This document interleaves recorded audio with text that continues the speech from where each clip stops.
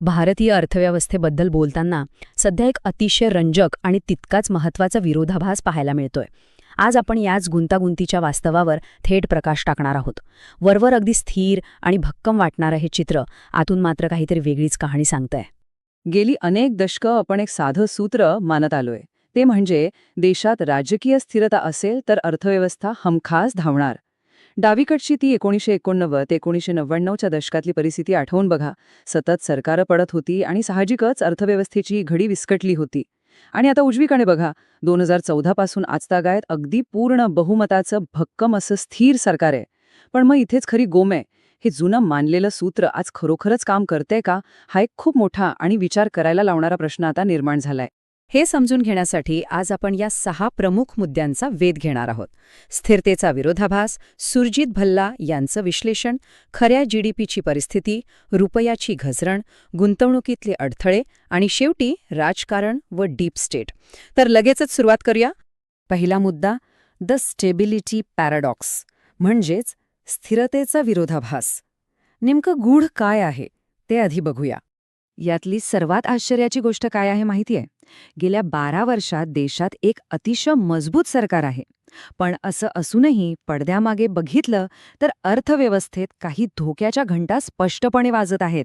आपला रुपया वेगाने खाली घसरतोय, महागाई वाढण्याची भीती व्यक्त होतीये आणि परकीय चलनाच्या साठ्यावरही प्रचंड ताण आल्याची चर्चा आहे. आता हे सगळं पाहिल्यावर राजकीय स्थिरता म्हणजे उत्तम अर्थव्यवस्था या दाव्याला कुठेतरी मोठा तडा गेल्यासारखं वाटत नाही का?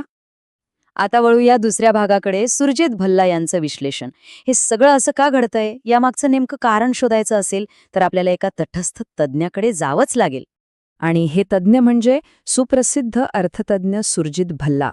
आता यांचं म्हणणं आपण का ऐकायचं, तर ते पंतप्रधानांच्या आर्थिक सल्लागार परिषदेचे माजी सदस्य राहिले आहेत आणि आंतरराष्ट्रीय नाणेनिधीत म्हणजे IMF मध्ये त्यांनी भारताचे एक्झिक्युटिव्ह डिरेक्टर म्हणूनही काम पाहिले. नुकताच त्यांनी इंडियन एक्सप्रेसमध्ये एक अतिशय सविस्तर आणि अभ्यासू लेख लिहिलेला आहे. त्यांचा हा अनुभव आणि पार्श्वभूमी पाहता त्यांनी मांडलेलं हे विश्लेषण आपल्याला अजिबात दुर्लक्षित करून चालणार नाही. तिसरा भाग, द रिअल GDP स्टोरी. चला, नुसत्या वरवरचा मोठ्या आकड्यांच्या पलीकडे जाऊन सर्वसामान्य माणसाच्या खऱ्या उत्पन्नाचं वास्तव तपासूया. आता हा तक्ता बघा. सुरजित भल्ला यांनी नेमका हाच मुद्दा मांडलाय. आपण इथे डॉलर पर कॅपिटा ग्रोथ म्हणजे अमेरिकन डॉलरच्या तुलनेत दरडोई उत्पन्नातील वाढ बघतोय. यात बांगलादेश 8.3% चक्क पहिल्या नंबरवर आहे. इथिओपियासारखा देश 7.2% दुसऱ्या क्रमांकावर आहे. आणि आपला भारत केवळ 4.7% वाढीसह थेट 16व्या स्थानावर आहे. म्हणजे देशाची अर्थव्यवस्था आकाराने मोठी होत असली तरी आपला सामान्य नागरिक प्रत्यक्षात आर्थिक प्रगतीच्या शर्यतीत अनेक छोट्या देशांपेक्षा खूप मागे राहिलाय. चौथा मुद्दा, रुपयाची मोठी घसरण. भल्ला यांच्या मते अर्थव्यवस्थेच्या आरोग्याचा खरा इंडिकेटर म्हणजे आपलं चलन. आणि तिथेच खरी अडचण आहे. ही टाईमलाईन बघा, ती खरोखरच धडकी भरवणारी आहे. फक्त गेल्या एका वर्षाचा विचार केला तर रुपया चक्क 12% कोसळलाय. 2024 मध्ये एका डॉलरसाठी 84.6 रुपये मोजावे लागत होते.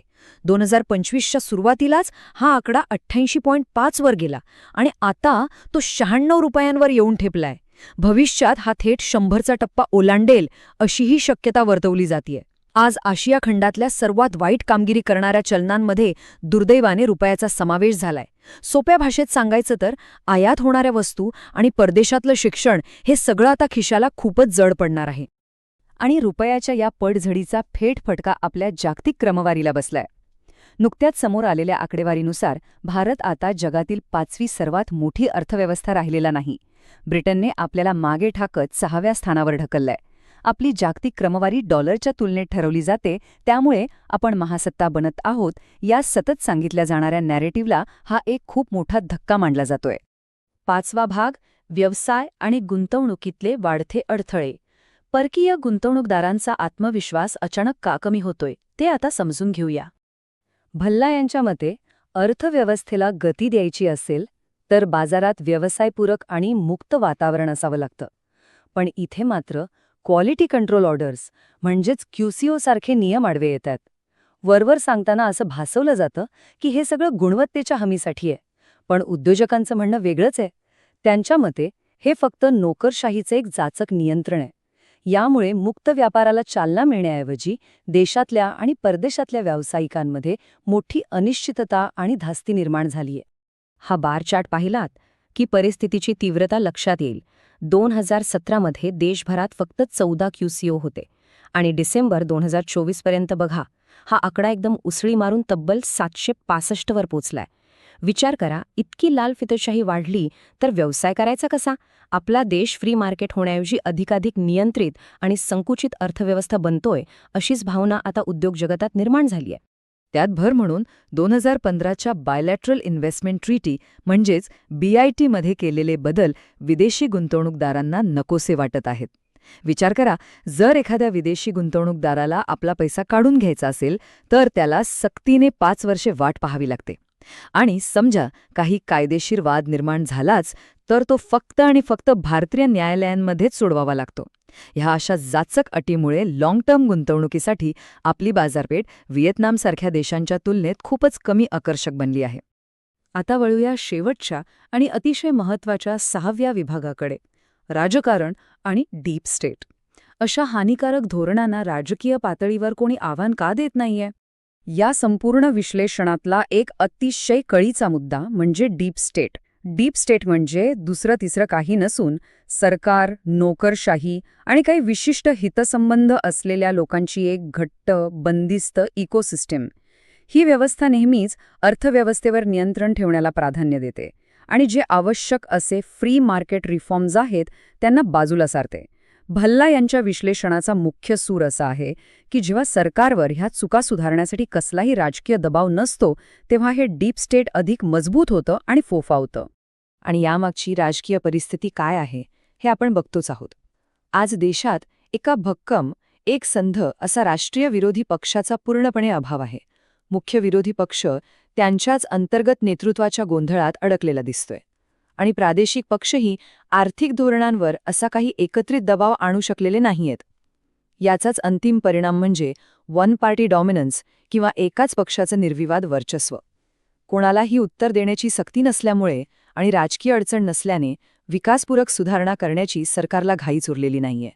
आणि याच मुद्द्यावर हे विश्लेषण आपल्याला एका अत्यंत विचार करायला लावणाऱ्या प्रश्नापाशी आणून सोडतं. पूर्ण राजकीय स्थिरतेचा जो हा एक चमकदार देखावा आपल्यासमोर उभा केला गेलाय, तो खरोखरच एका मोठ्या आणि गंभीर आर्थिक संकटाला लपवण्याचं काम तर करत नाहीये ना?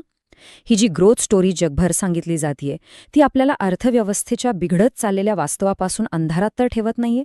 या सर्व आकडेवारीकडे आणि वास्तवाकडे पाहता याचा अत्यंत गांभीर्याने विचार करण्याची वेळ नक्कीच आलीये. आजच्या या विश्लेषणात आपण इथेच थांबूया.